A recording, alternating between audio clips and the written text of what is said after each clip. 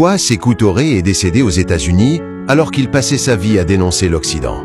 C'est une question qui intrigue, n'est-ce pas? Pourtant, l'histoire n'est jamais aussi simple qu'elle le paraît. Sékou Touré, premier président de la Guinée indépendante, est connu pour avoir courageusement dit non à la France en 1958, choisissant l'indépendance totale à une autonomie sous contrôle.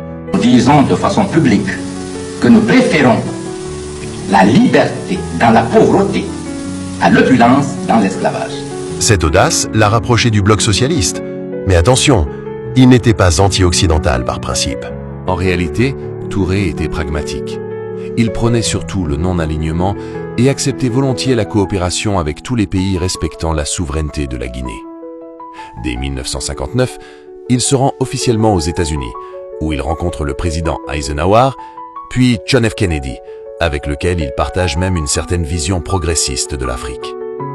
Malgré quelques tensions, notamment dues à des soupçons d'ingérence de la CIA après la mort de Kennedy, Touré ne ferme jamais complètement la porte aux Américains, notamment pour le développement économique de son pays.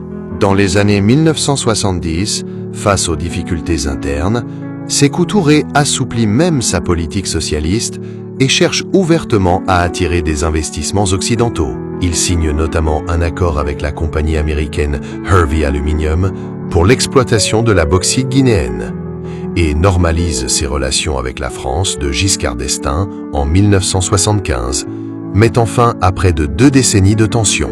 C'est dans ce contexte complexe qu'en mars 1984, victime d'un malaise cardiaque lors d'un voyage officiel en Arabie Saoudite, il est transféré en urgence à la Cleveland Clinic, aux États-Unis. Malheureusement, il y décède le 26 mars 1984 pendant l'opération. Certains diront que c'est une ironie de l'histoire, mais c'est surtout la preuve que face à l'urgence humaine, l'idéologie politique s'efface souvent devant la nécessité de survivre. Et toi, est-ce que tu penses que Sékou Touré aurait changé de regard sur l'Occident s'il avait survécu? Dis-moi en commentaire.